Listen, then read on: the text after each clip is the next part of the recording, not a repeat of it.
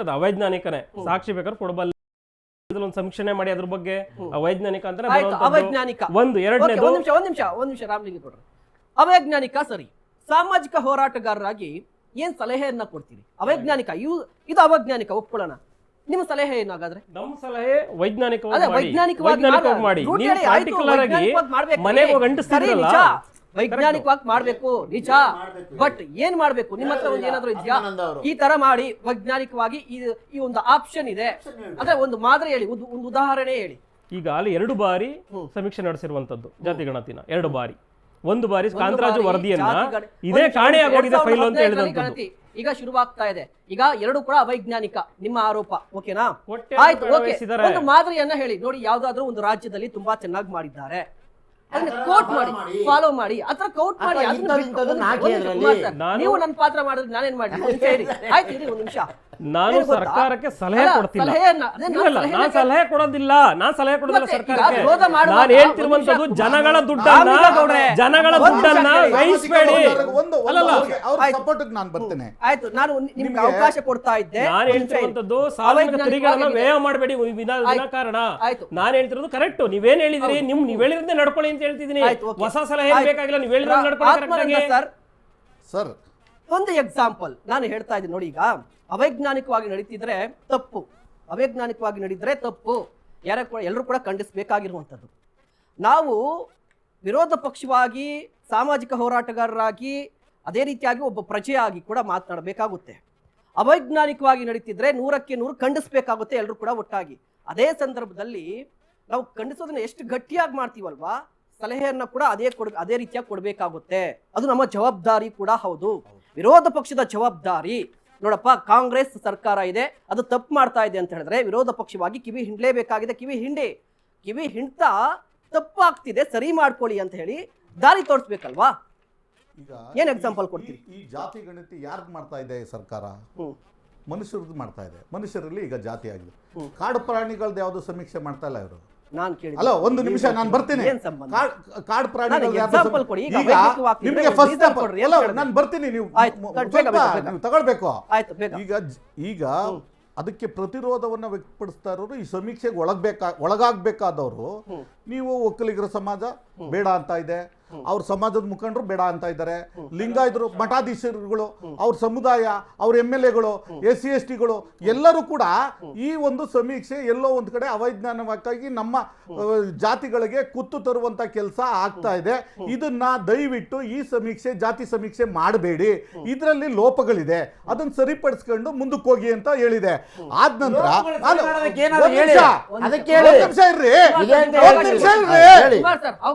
ಒಂದ್ ನಿಮಿಷ ರೀ, ಆಯ್ತಲ್ವಾ?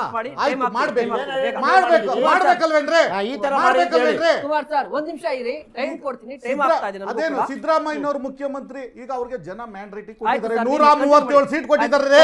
ಒಂದ್ ನಿಮಿಷ, 137 ಸೀಟ್ ಕೊಟ್ಟಿದ್ದಾರೆ ಸಿದ್ದರಾಮಯ್ಯ. ಒಂದ್ ನಿಮಿಷ ಇರಿ ಸರ್.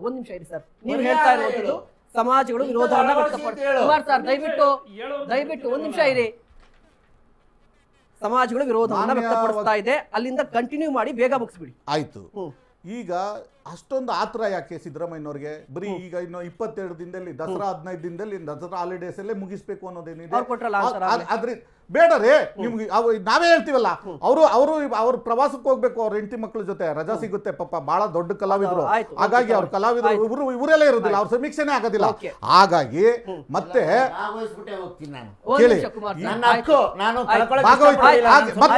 ಮತ್ತೆ ಇದನ್ನ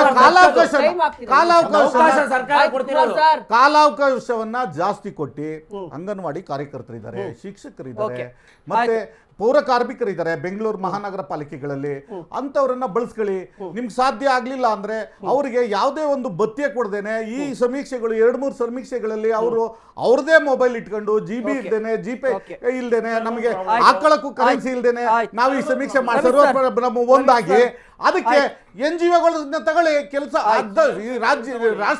ರಾಜ್ಯದಲ್ಲಿ ಏನು ವಿದ್ಯಾವಂತರು ಇದ್ದಾರೆ, NGOಗಳಿದೆ, ಅವರನ್ನ ನೇಮಕ ಮಾಡ್ಕೊಳ್ಳಿ, ಸರ್ವೆ ಮಾಡಿಸಿ, ನಿಮ್ಗೆ ಡಾಟಾಬೇಸ್ ಸಿಗುತ್ತಲ್ಲ.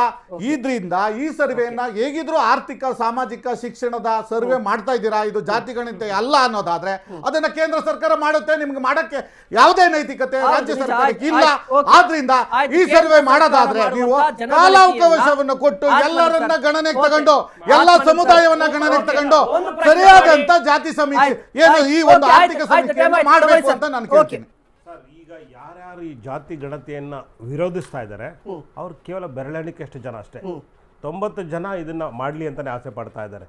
ಈಗ ನಾನು ಎಕ್ಸಾಂಪಲ್ ಹೇಳ್ತೀನಿ, ಇವರು ಅವೈಜ್ಞಾನಿಕ ಅನ್ನೋ ಪದಕ್ಕೆ ಇವ್ರು ಅರ್ಥನೇ ಕೊಡ್ತಾ ಇಲ್ಲ. ಅದು ಕುಂದುಕೊರತೆಗಳು ಹೇಳ್ರಪ್ಪ ಅಂದ್ರೆ ಯಾರು ಹೇಳ್ತಾ ಇಲ್ಲ. ಬರೀ ಅವೈಜ್ಞಾನಿಕ ಅವೈಜ್ಞಾನಿಕ ಅವೈಜ್ಞಾನಿಕ ಅವೈಜ್ಞಾನಿಕ ಅಂತ ಊರು ತುಂಬಾ ಹೇಳ್ತಾ ಇದ್ದಾರೆ. ಇಲ್ಲ, ಅವೈಜ್ಞಾನಿಕ ಏನು, ಅವೈಜ್ಞಾನಿಕ ಏನು, ಅನಾನುಕೂಲ ಏನ್ರಪ್ಪ ಅಂತ ನಮ್ಗೆ ಹೇಳ್ತಾ ಇಲ್ಲ. ಅನಾನುಕೂಲ ಹೇಳ್ತಾರೆ ಇವರು ಏನ್ ಗೊತ್ತಾ, ಅನಾನುಕೂಲ ನೋಡಿ. ಯಾವುದೇ ಜಾತಿ ನೀವ್ ಯಾರಿಗ್ ಮಾಡ್ಬೇಕ್ರಿ? ಈ ಸಮಾಜದಲ್ಲಿ ಯಾರಿಗ್ ಮಾಡ್ಬೇಕು? ಜಾತಿ ಗಣತಿಯನ್ನ ಯಾರಿಗ್ ಮಾಡ್ಬೇಕು? ಸಿಂಹಗಳದು, ಕೋತಿಗಳದು, ಪಕ್ಷಿಗಳದು ಸಮೀಕ್ಷೆ ಮಾಡ್ತಾ ಇದ್ದೀರಾ? ಒಕ್ಕಲಿಗರ ಸಮುದಾಯ ಈ ಸಮೀಕ್ಷೆ ಬೇಡ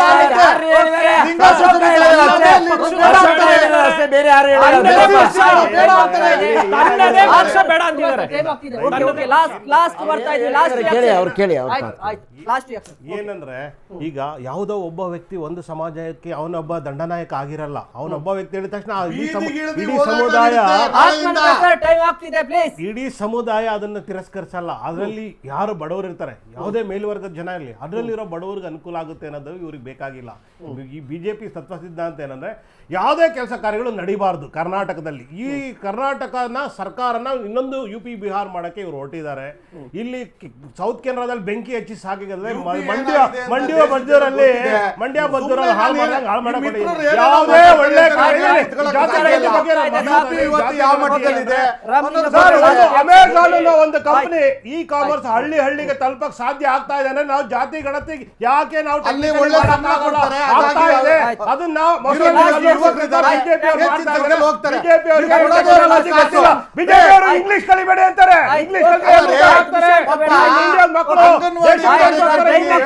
ಪ್ರಶ್ನೆ ಮಾಡ್ತಾರೆ ಅಂತ ಬಿಜೆಪಿ ಅವರು ಇಂಗ್ಲಿಷ್ ಕಲಿಬೇಡ ಅಂತ ಪ್ರಧಾನಮಂತ್ರಿ ಅವರು ಆಪ್ತ ಅಮಿತ್ ಶಾ ಹೇಳ್ತಾರೆ. ಇಂತಹ ಸರ್ಕಾರದಿಂದ ನಾವೇನಾದ್ರು ಸಾಮಾಜಿಕ ಕಳಕಳಿ ಎಕ್ಸ್ಪೆಕ್ಟ್ ಮಾಡಕ್ ಸಾಧ್ಯನಾ? ಇವರಿಂದ ಅಸಾಧ್ಯ ಮಾಡೋದಾದ್ರೆ ಆಪ್ ಒಂದು ಪ್ರಶ್ನೆ ಎತ್ತಿದ್ರು, ಖಂಡಿತ ನಿಮ್ಮ ಮಾತು ಒಪ್ಬೇಕಾದಂಥದ್ದು. ಮೃತ ಭಾಷೆ ಸಂಸ್ಕೃತವನ್ನು ಕಲಿ ಅಂತ ಹೇಳೋದು ಈ ದೇಶ ಉದ್ಧಾರ ಮಾಡ್ತಾರೇನ್ರಿ?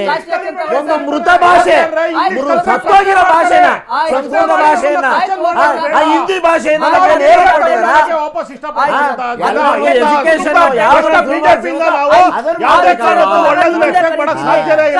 ಆ ವಿಚಾರ ಬಂದಾಗ ನಿಮ್ಮನ್ನೇ ಕರೀತೀನಿ, ಅವಾಗ ಬಂದು ಮಾತಾಡಿ. ಲಾಸ್ಟ್ ನೋಡಿ, ಅವೈಜ್ಞಾನಿಕ ಅನ್ನೋದನ್ನ ಮುಂದಿನ ದಿನಗಳಲ್ಲಿ ನೀವೇ ನೋಡ್ತೀರಿ, ಕಣ್ಣು ಕಾಣುತ್ತೆ. ಎರಡನೇದು ನೀವು ವೈಜ್ಞಾನಿಕವಾಗಿ ನಡೆಸೋದಾದ್ರೆ ನೋಡಿ, ವೈಜ್ಞಾನಿಕವಾಗಿ ನಡೆಸೋದಾದ್ರೆ ನಾನು ನಮ್ಮ ವೈಜ್ಞಾನಿಕ ಆಡ್ ಮಾಡಿ ಹೇಳ್ತೀನಿ, ವೈಜ್ಞಾನಿಕವಾಗಿ ನಡೆಸೋದಾದ್ರೆ ನೀವು ಸರ್ವರ್ನ ಕರೆಕ್ಟಾಗಿ ಕೊಡಿ, ಸರ್ವರ್ ತೊಂದರೆ ಆಗ್ದಂಗೆ ಮಾಡಿ, ಆಪ್ಗಳು ಕ್ಲೀನಾಗಿ ವರ್ಕ್ ಆಗೋ ತರ ಮಾಡಿ, ಜೊತೆಗೆ ಸಿಬ್ಬಂದಿ ಕೊರತೆ ಇಲ್ದಂಗೆ ನೋಡ್ಕೊಳ್ಳಿ. ಮೂರನೇದು, ರಜೆ ಇರೋ ಕಾರಣ ಜನಗಳು ಸಿಗೋದಿಲ್ಲ, ಅದನ್ನ ನೀವು ಮನಗಂಡಿಟ್ಕೊಂಡು ಸಮಯನ ವಿಸ್ತಾರ ಮಾಡಿ. ನಾವು 15 ದಿನದಲ್ಲೇ ಮಾಡ್ತೀವಿ, 3 ದಿನದಲ್ಲಿ ಮಾಡ್ತೀನಿ ಆಗಲ್ಲ. ರಜೆ ಇರೋ ಕಾರಣ ದಯಮಾಡಿ ಹೆಚ್ಚಿಸಿ. ಆಮೇಲೆ ತನ್ನದೇ ಪಕ್ಷದ ಎಲ್ಲಾ ಸಚಿವರು ವಿರೋಧ ಮಾಡಿರುವಂತದ್ದು, ಜೊತೆಗೆ ಕಾನೂನು ಸಚಿವರು ಸಹ ವಿರೋಧ ಮಾಡಿರುವಂತದ್ದು. ಹಾಗಾಗಿ ಇದು ಅವೈಜ್ಞಾನಿಕ. ಮುಂದಿನ ದಿನಗಳ ನೋಡೋರಂತೆ. ಆದ್ರೆ ನಾನು ಹೇಳ್ತಿರುವಂತದ್ದು ಇಷ್ಟು ಸಜೆಷನ್ಗಳು ಸರ್ವರ್ ನೆಟ್ವರ್ಕ್ ಮಾಡಿ. ಇವ್ರೇನಾದ್ರು ವೈಜ್ಞಾನಿಕವಾಗಿ ಮಾಡಬೇಕು ಅಂದ್ರೆ ದಯವಿಟ್ಟು PDC ಅಂತ ಇರ್ತದೆ, ಪಬ್ಲಿಕ್ ಡಿಸ್ಟ್ರಿಬ್ಯೂಷನ್ ಸೆಂಟರ್. ಈಗ ಪಡಿತರ ಚೀಟಿಗಳು, ಪಡಿತರ ಆಹಾರ ಧಾನ್ಯಗಳು, ಗ್ಯಾಸ್ ಡಿಸ್ಟ್ರಿಬ್ಯೂಷನ್ ಎಲ್ಲರ ಹತ್ರ ಮಾಹಿತಿ ಇದೆ. ಅವ್ರದ್ದು ಸಹಕಾರ ತಗೊಂಡು ಬೇಕಾದ್ರೆ ಇವರು ವೈಜ್ಞಾನಿಕವಾಗಿ ಮಾಡಬಹುದು ಅಂತ ನನ್ನ ಸಲಹೆ. ಖಂಡಿತವಾಗಿ ನಾವು ತೆರೆದ ಮನಸ್ಸಿನಂತೆ ಇದ್ದೇವೆ.